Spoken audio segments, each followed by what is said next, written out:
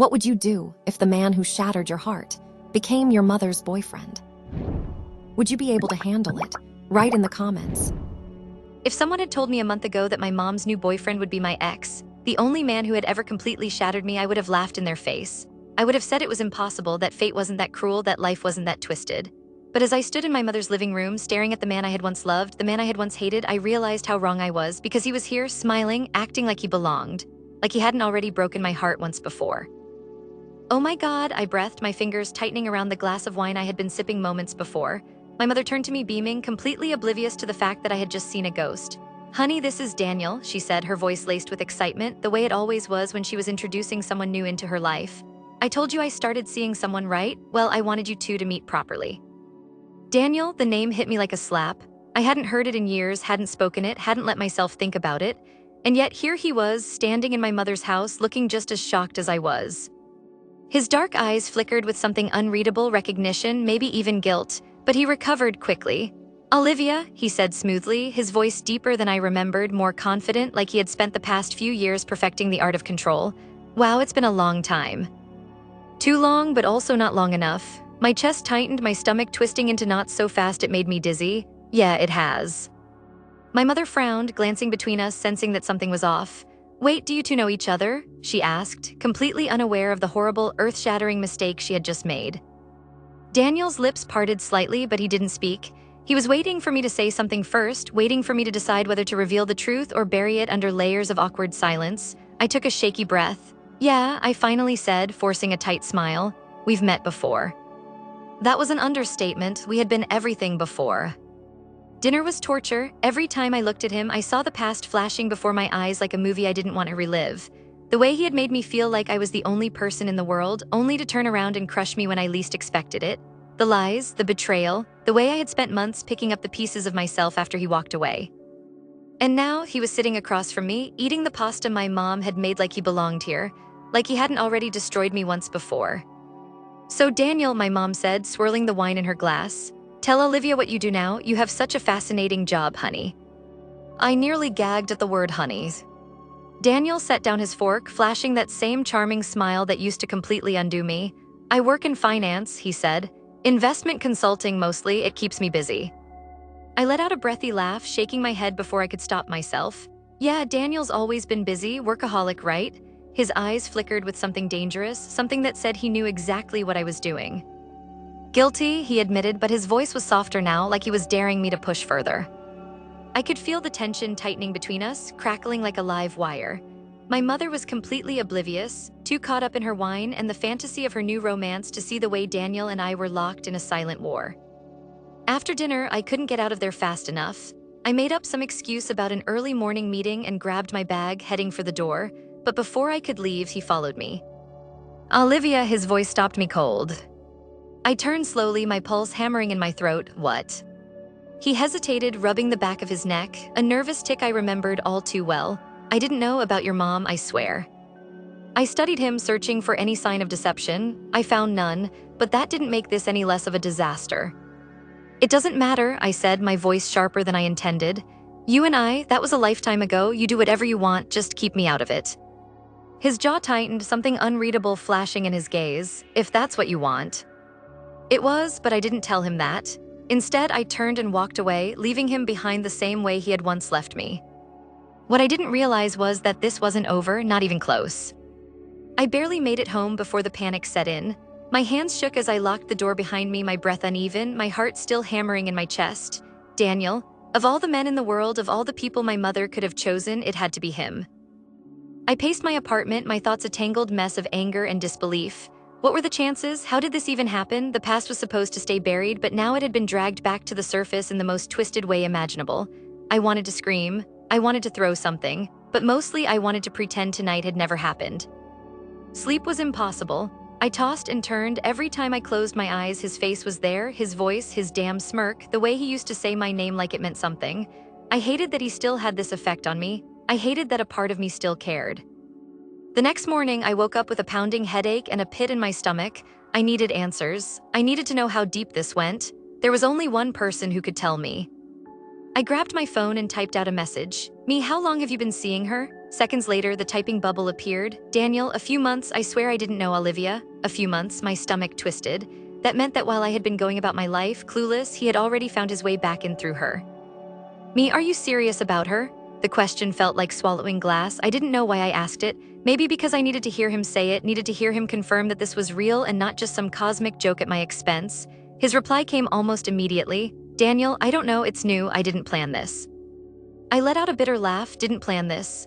Neither did I, yet here we were, trapped in this nightmare together. I didn't respond. Instead, I threw my phone on the couch and buried my face in my hands. My mom texted me later that afternoon, oblivious as ever. Mom, wasn't dinner great? I think you two got along well. Smiling face with smiling eyes, my fingers hovered over the keyboard. The truth sat on the tip of my tongue, but I swallowed it down. Me, yeah, he seems nice. A lie, a necessary one, but I knew it wouldn't hold for long. Because this wasn't over, not even close. I told myself I could ignore it, that as long as I kept my distance, as long as I stayed polite but detached, this whole situation would eventually settle into something manageable. But reality had other plans. My mother was in love, or at least she thought she was. For the next week, she wouldn't stop talking about Daniel. Every conversation, every text message, every voicemail had his name laced through it like some kind of cruel joke. He's so thoughtful, Olivia. You should see the way he treats me. It's so refreshing to finally be with a real man. A real man, the irony nearly made me choke. Yeah, Mom, that's great, I said, my voice flat as I stirred my coffee, trying to pretend like I wasn't picturing every mistake, every lie, every moment Daniel had once shared with me before leaving me in ruins. He's amazing, she gushed, not noticing how stiff I had gone. And I want you to get to know him better, really know him. Maybe spend some time together, bond a little. He said he'd love that. I froze. What? Oh, don't look so shocked, honey. He really likes you, said he wants us all to be close. I forced a smile so hard my jaw ached. Of course he did. I was already reaching for my phone before I had even left the cafe where we were having lunch. Me, why the hell would you tell her that? A few minutes later, he responded, Daniel, because I don't want this to be weird. Me, too late. Daniel, look, we can't avoid each other forever. I just thought if we spent some time together, maybe it wouldn't be so uncomfortable. Me, it will always be uncomfortable. I don't want to play happy family with you. His response took longer this time. Daniel, I get it, but I don't want her to start wondering why you're acting weird. Can we just try for her? I squeezed my eyes shut, letting out a slow breath. This was a nightmare, a slow-burning, waking nightmare that I couldn't escape. Me, fine, but don't push it. The next time I saw him, it was worse. My mother invited me over for dinner again, determined to make us all one big happy unit, but the moment I walked into that house and saw him standing there, comfortable, casual, looking like he belonged, I wanted to scream. Olivia, he greeted, a small smirk tugging at the corner of his lips. Nice to see you again. Daniel, I said coolly, my hands curling into fists at my sides. He was enjoying this, the bastard. Dinner was an exercise in patience. My mother laughed at all his jokes, touched his arm affectionately, and the entire time I sat there dying inside. He was charming as he always was, saying all the right things, smiling that same smile, and all I could think about was how once upon a time all of that had been for me. Then, as if the universe wanted to make it even worse, my mother excused herself to grab dessert, leaving me alone with him at the table. The second she was gone, the air between us changed. You don't have to look at me like I killed your dog, he muttered, swirling his wine. You know exactly why I look at you like that. He sighed, leaning back in his chair. Olivia, I told you I didn't know and I meant it. That doesn't make this any better, I snapped, my voice low. I don't care how much time has passed. You broke me. You don't get to sit here and act like we can just move past that.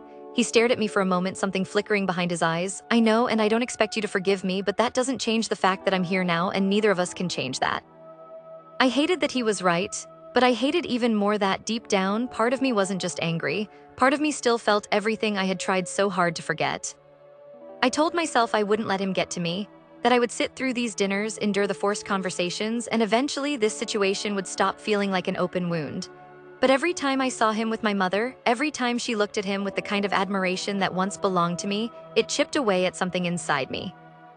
I avoided him as much as I could, but Daniel, he wasn't making it easy. Every time we were left alone, he had something to say, little remarks that made my skin crawl and my stomach twist. You're awfully quiet tonight, he murmured one evening after my mother left the room. I didn't know you were capable of keeping your mouth shut for this long. I shot him a glare, gripping my wine glass a little too tightly. And I didn't know you were capable of pretending to be a decent human being for this long. Guess we're both surprising each other. His lips curved into that smug, infuriating smirk. Touché. The problem was, despite the hatred I clung to, there were moments, fleeting, terrible moments, where I forgot why I hated him so much. When he laughed, when he ran a hand through his hair the way he always used to, when his eyes locked onto mine in that way that made my breath hitch. It was infuriating. I wanted to hate him. I needed to hate him, but my body had other plans. One night after another excruciating dinner, I stepped outside for some air, leaning against the railing of my mother's porch. The cool night breeze did little to ease the heat creeping up my skin. I needed to clear my head to remind myself why this was dangerous, why I could never let my guard down around him. But then the door opened and suddenly he was there, standing beside me, too close, his presence like a magnet pulling me in. "You're not fooling anyone, you know," he said, his voice low. "Acting like this doesn't bother you, acting like you don't care." I scoffed, crossing my arms over my chest. "You think I care? You're delusional." He leaned in just slightly, his breath warm against my cheek. "Then why are you shaking?" I hated him for noticing, hated myself even more for letting him. "Go inside, Daniel, before I say something I regret." His gaze flickered with something unreadable, something that made my pulse race in a way it had no right to. Too late for that, don't you think? And with that, he walked away, leaving me gripping the railing, my heart pounding, my resolve cracking. This wasn't just unfinished business. This was a disaster waiting to happen, and I wasn't sure I had the strength to stop it. I spent the next few days trying to convince myself that nothing had changed, that Daniel's words on the porch hadn't seeped into my bones like a slow poison. But the problem with denial is that it only lasts as long as you can avoid reality, and Daniel was impossible to avoid. My mother, oblivious to the tension simmering beneath the surface, insisted on more family dinners, more time together, and Daniel, he leaned into it. He played the perfect boyfriend, the attentive listener, the charming guest. But when my mother wasn't looking, his eyes were on me, studying me, testing me. One night, I caught him staring while my mother was in the kitchen.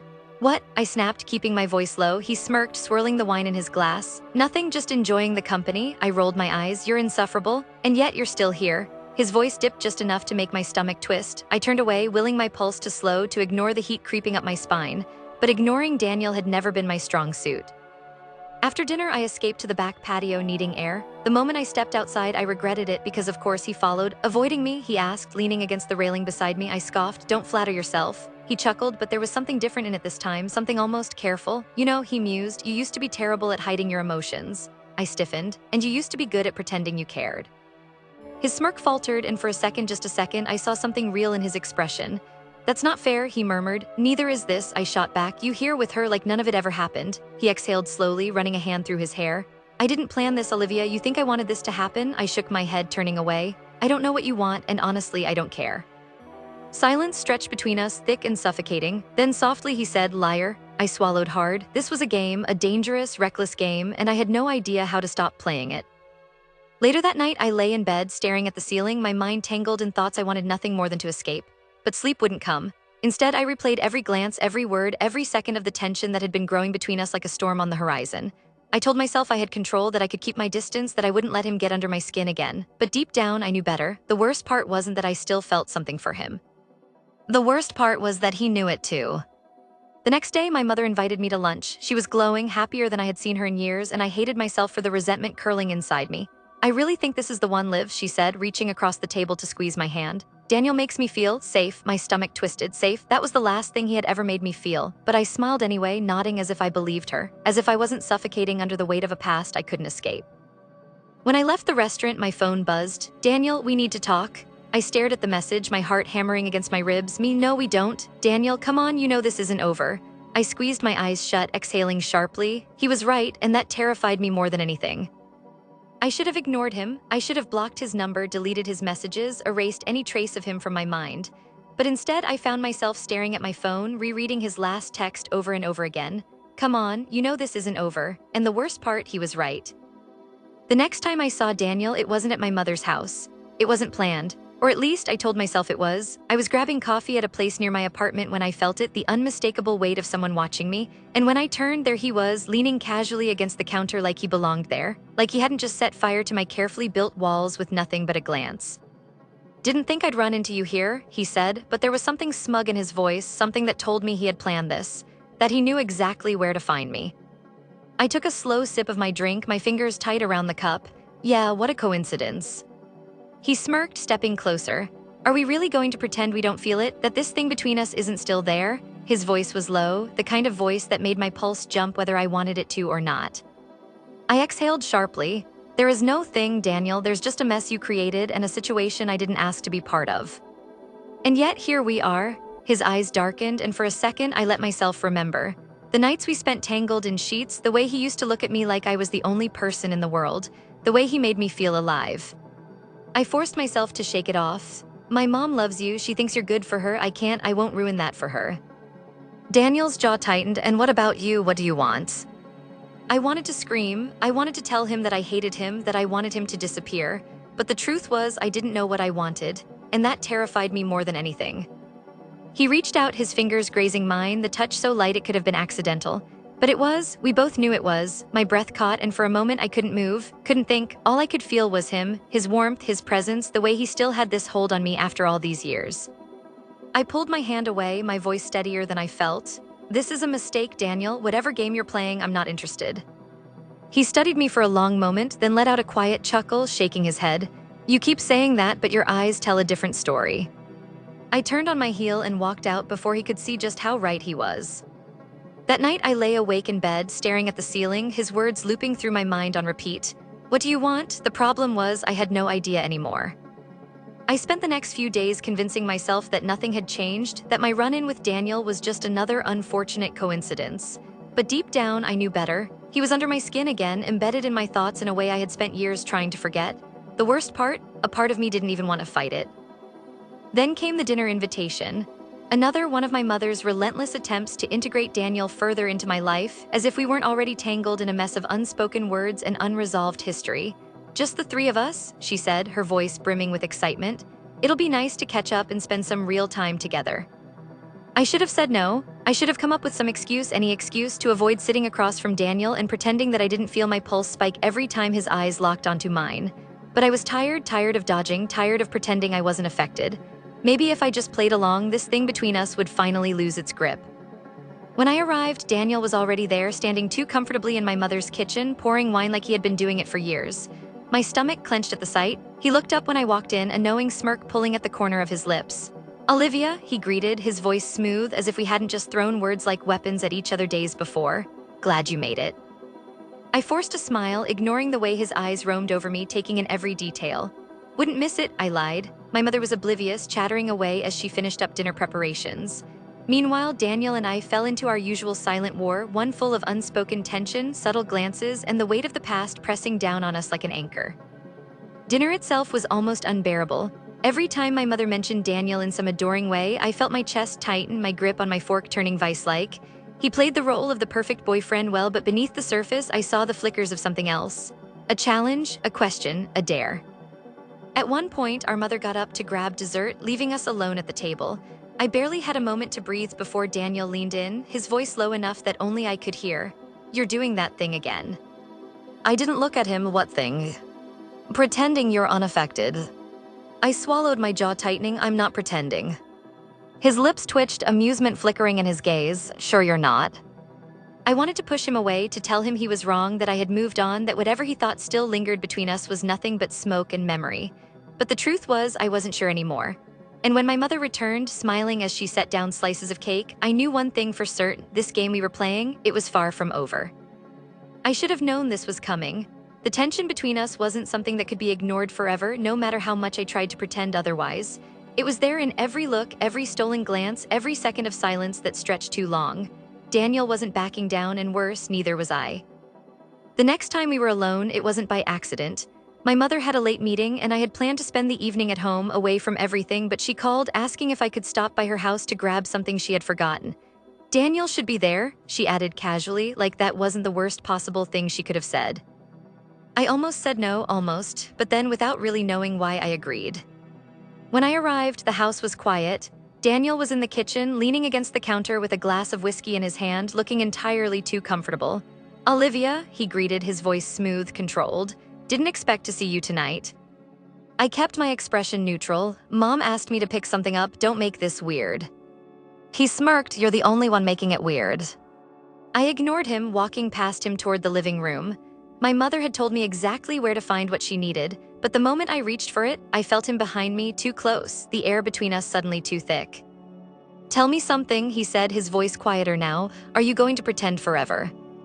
I stiffened. Pretend what? That you don't feel it, that this thing between us isn't still there. I turned around too fast, and suddenly we were face to face, inches apart, too close, much too close. Daniel, stop. He studied me, his gaze searching mine for something, some sign that I would give in. Tell me you don't think about it, about us, and I'll stop. My breath hitched because I couldn't say those words because they would be a lie, and we both knew it. His hand lifted slightly, just enough for his fingertips to graze my arm, the lightest touch, but it sent a shock through me. I should have pulled away, I should have left, but I didn't. And then, before I could process what was happening, his lips were on mine. It wasn't gentle, it wasn't soft. It was desperate, full of years of unfinished business and unspoken words. And the worst part, I kissed him back. I let it happen. I let myself fall into it, let myself forget for just 1 second that this was wrong, that there were consequences, that the moment this ended, I would hate myself for it. But when I finally pulled away, breathless, wide-eyed, heart pounding, all I could see in his eyes was satisfaction. Because he knew now, he knew exactly where I stood, and I had just made the biggest mistake of my life. I barely remember leaving the house. One moment my lips were still tingling from his touch, my head spinning with everything I had just done, and the next I was outside, gripping my car keys like they were the only thing tethering me to reality. My breathing was uneven, my heart racing too fast, and no matter how many times I told myself that it was a mistake, it didn't feel like one. I drove home in silence, gripping the wheel so tightly my knuckles turned white. The entire way, my phone sat on the passenger seat face up, mocking me with its stillness. I expected a message from Daniel, some smug acknowledgement of what had happened, some cocky reminder that he had finally won, but there was nothing. And maybe that was worse. The next morning, I woke up to a text from my mother. "Mom, dinner again this weekend. Daniel and I would love to see you." I stared at the screen, bile rising in my throat. Daniel and I, as if they were some perfect couple, as if last night hadn't happened, as if I hadn't shattered every rule I had set for myself. My hands trembled as I typed out a response. Me, yeah, sure. I told myself I needed to see him again, to look him in the eye, to remind myself why this was wrong, why I couldn't let it happen again. But deep down, I knew the truth. I just wanted to know if he regretted it as much as I did. When I arrived at my mother's house that evening, I felt his presence before I even saw him. He was standing in the kitchen, casually pouring a drink, looking entirely unbothered, like nothing had happened, like my world hadn't tilted off its axis the night before. "Olivia," he greeted, that same unreadable expression on his face. "You look well." I narrowed my eyes. Funny, I don't feel wells. My mother walked in before he could respond, beaming as she pulled me into a hug. "Oh, I'm so glad you're here. I was just telling Daniel how much I love having you two in my life." I forced a smile, ignoring the way Daniel's gaze lingered on me. "Yeah, it's great." Dinner was a blur. Every time Daniel spoke, my skin prickled, my body hyper-aware of him in a way I despised. He was playing it cool, pretending like he didn't notice the tension hanging between us like a loaded gun. But I did. And when my mother left the table to take a phone call, he leaned in just slightly, his voice barely above a whisper. "Are we going to talk about it?" I gritted my teeth, keeping my face impassive. "There's nothing to talk about." He tilted his head, amusement flickering in his eyes. "That's not what it felt like last night." I swallowed hard, gripping my fork until my knuckles ached. "Drop it." He leaned back, smirking like he had already won, and maybe he had, because no matter how hard I tried to convince myself otherwise, I knew the truth. This wasn't over, not even close. I spent the next few days avoiding my mother's calls, pretending I was too busy to stop by, too overwhelmed with work to sit through another dinner where I had to pretend like nothing was wrong. But deep down, I knew I couldn't run forever. Daniel had been quiet too. No texts, no smug remarks, no attempts to push me further into the mess we'd made. And for some reason, that made me even more anxious. It wasn't until the weekend that everything finally unraveled.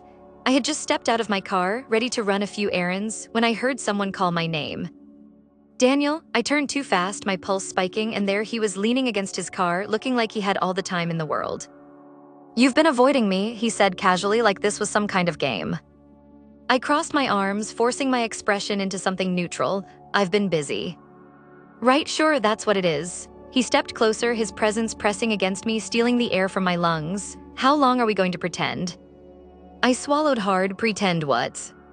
His eyes darkened slightly. "That this is over, that you don't think about it every second of the day." I hated that he was right.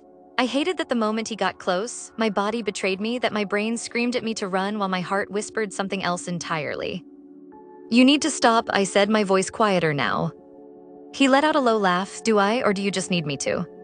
I opened my mouth to argue, to say something that would put an end to this. But then he reached out, his fingers brushing against mine. Just for a second, just long enough to remind me that whatever this was, it wasn't going away. "We're going to get caught," I whispered, my throat dry. "Then stop me," he challenged. I should have walked away. But instead, I stayed frozen, trapped in the heat of his gaze, in the tension crackling between us like a live wire. And that was when I realized this wasn't just a mistake anymore. This was a disaster waiting to happen. I told myself that was the last time, that I would go home, clear my head, and finally put an end to whatever this was before it completely destroyed me. But as soon as I walked through my door, my phone buzzed. Daniel, we need to talk. I stared at the screen, my fingers hovering over the keyboard. Every rational part of me was screaming to ignore him, to let it go, but instead I found myself typing me, "Not now." The response came almost immediately. "Daniel, then when?" I tossed my phone onto the couch, pacing the length of my living room. I couldn't keep doing this, couldn't keep teetering on the edge of something that was bound to explode, but even as I told myself that, I knew I was lying. That night, sleep was impossible. My mind replayed every moment, every touch, every whispered word I should have never allowed.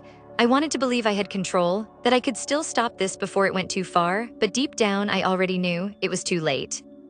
The next morning I went to see my mother. I told myself it was just a normal visit, just coffee and small talk.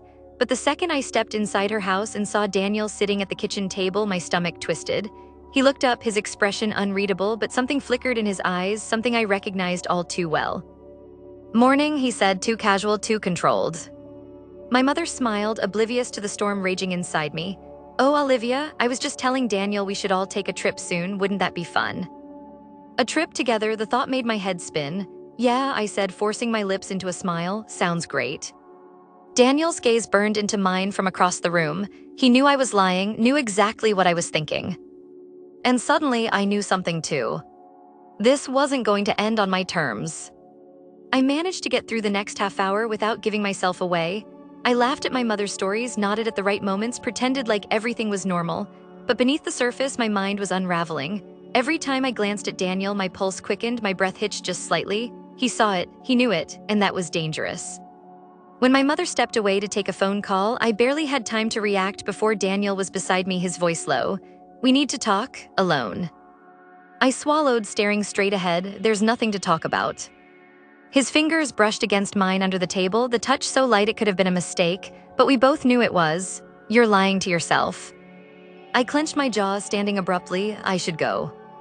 Before he could say anything else, I grabbed my coat and headed for the door, but just as I reached for the handle, his voice stopped me in my tracks. "Olivia." I turned slowly, my heart hammering in my chest. He took a step closer, his eyes locked onto mine with a quiet intensity that made it impossible to breathe. "Tell me you don't want this and I'll let you walk away."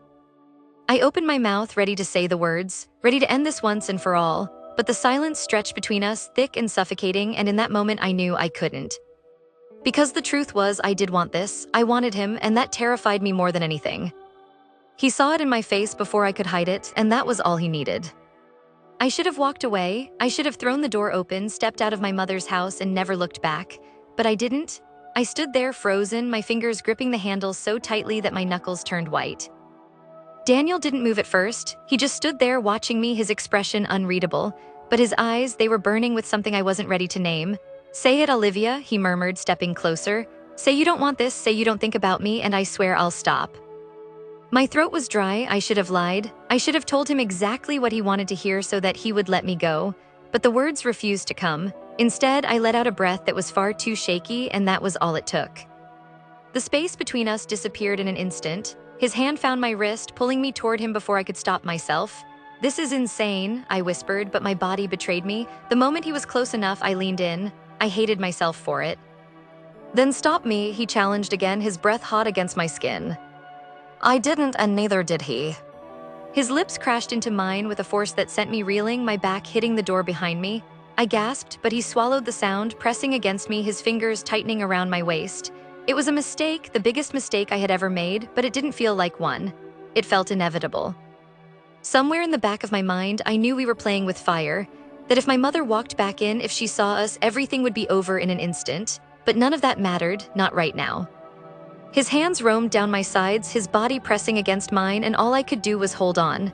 "You drive me insane," he muttered against my lips, his grip tightening. "You have no idea." I did, because he was doing the exact same thing to me. Then, just as quickly as it started, it ended. He pulled back slightly, his breathing heavy, his forehead resting against mine. "Tell me to leave, tell me to stop." I couldn't, and we both knew it. The sound of my mother's laughter filtered in from the next room, and reality came crashing back down. My pulse pounded as I pushed him away, forcing air back into my lungs. "This can't happen," I whispered. "It already did," he countered, his voice thick with something I couldn't place. I turned, yanking open the door, desperate for space for clarity. "I need to think." "You won't stop thinking about me," he said, watching me go. I didn't look back, but as I stepped outside, the truth settled in my chest like a weight I would never be able to lift. Because he was right.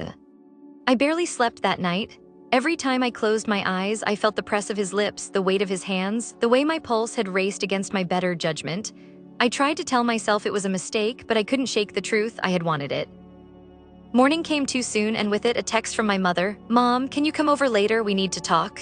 The words sent ice through my veins. "We need to talk." That never meant anything good. I spent the whole day on edge, my stomach twisted in knots. What if she knew? What if she had seen something, heard something? I tried to come up with excuses, ways to explain away the guilt that was already choking me, but nothing would be enough. By the time I arrived at her house, I felt like I was walking toward my own execution. I stepped inside, forcing my breathing to stay steady, my pulse to stay calm.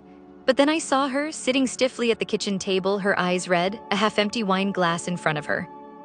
And next to her, staring straight ahead, was Daniel. The air in the room was suffocating. I froze in place, my fingers tightening around my purse strap. "What's going on?" I asked carefully, my voice quieter than I intended. My mother let out a shaky breath, swirling the wine in her glass like she was trying to find the courage to speak. "I need you to be honest with me, Olivia." She lifted her gaze, and I saw something I had never seen before: doubt, suspicion. My mouth went dry. "Honest about what?" She glanced at Daniel, who remained silent, his jaw clenched. "I'm not an idiot," she said finally, her voice quieter now but no less sharp. "I see the way you look at each other, the way you act around him, and I keep telling myself that I'm imagining it, that I'm being paranoid, but I need to know the truth." I felt the walls closing in. Every single lie, every single moment where I thought we had gotten away with this, all of it was crashing down at once. "Tell me there's nothing going on between you two." Her voice cracked slightly and my stomach turned violently. "Tell me I'm wrong." Daniel inhaled sharply beside her like he was waiting for me to say something to fix this. But I couldn't form the words, couldn't force another lie past my lips, because she wasn't wrong. The silence stretched, thick and unbearable. My mother's eyes widened slightly, her breath hitching as realization settled in. "Oh my God," she whispered, shaking her head. "Olivia, please tell me you didn't." "I didn't mean for it to happen," I said quickly, my voice cracking, desperation clawing at my throat. "Mom, I swear." She pushed back from the table abruptly, the chair scraping against the floor. "Stop." Her voice was sharper now, cutting through me like a blade. "Don't stand there and feed me excuses. Don't tell me it didn't mean anything." I swallowed hard because I couldn't tell her that. She laughed then, but there was nothing funny about it. "You know, I always thought the worst thing a man could do was betray me, but I never expected it from my own daughter." I flinched like she had struck me, my breath catching in my throat. "Mom, please." But she wasn't listening. She turned to Daniel now, her expression shifting from devastation to something colder. "And you," she said, her voice trembling with fury. How dare you sit here and play with both of us like this?" Daniel looked like he wanted to speak, like he had something to say that might somehow fix this, but nothing could fix this. She let out a breath, shaking her head. "I want you out, both of you, now." I stared at her, panic clawing at my ribs. "Mom, please let me explain." "There's nothing to explain," she snapped. "You made your choice, now live with it." The finality in her voice nearly brought me to my knees. This was it. This was the moment where everything fell apart. And there was no coming back from it. I don't remember leaving my mother's house. One moment I was standing there, my heart hammering, her words still slicing through me like 1,000 tiny knives. The next, I was outside, cold air biting at my skin, my breath coming in ragged gasps. I barely registered Daniel beside me, his hand hovering near mine like he wasn't sure if he should touch me. He didn't. "Olivia," he started, but I shook my head sharply. Not now." We stood there in silence, two people who had just destroyed everything. "She'll never forgive me," I whispered, my voice hollow. "I don't think I'll ever forgive myself." Daniel exhaled slowly, rubbing a hand over his jaw. "I never meant for this to happen like this." I laughed, but it was empty. Funny, neither did I, yet here we are. He looked at me then, really looked at me like he was searching for something, some sign that I wasn't about to break, but I already had. "We should talk," he said finally. "About what?" I snapped. "About how we ruined my mother's life, about how we ruined everything." His jaw tensed. "I don't regret you, Olivia, not for a second." I swallowed hard, my chest tightening at the weight of his words. "That's the problem, Daniel. I wish I could." The silence stretched between us, heavy with everything we couldn't take back. Then finally I stepped away. "I need to be alone." He didn't try to stop me, he just nodded, watching as I walked away. The days that followed were unbearable. My mother ignored every call, every text. I went by her house once, but the moment I stepped onto the porch, she slammed the door before I could even knock. Daniel tried to reach out, but I ignored him too. The fire that had burned so intensely between us had turned into nothing but ashes now. There was nothing left but guilt and regret. A week later, I got a text from my mother. "Moms, don't come back, I need time, a lot of it."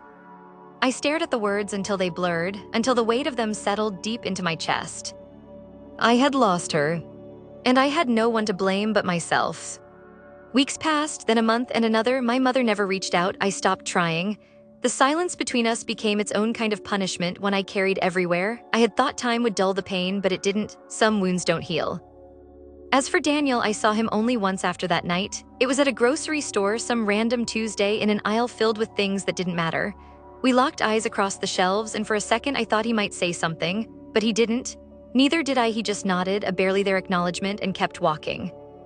That was the last time I ever saw him. In the end, I lost both of them, my mother, him, myself in a way. And maybe that was exactly what I deserved. Thank you for watching the video. If you want to hear more stories, subscribe to the channel and like the video. Videos are released every day. Good luck to everyone.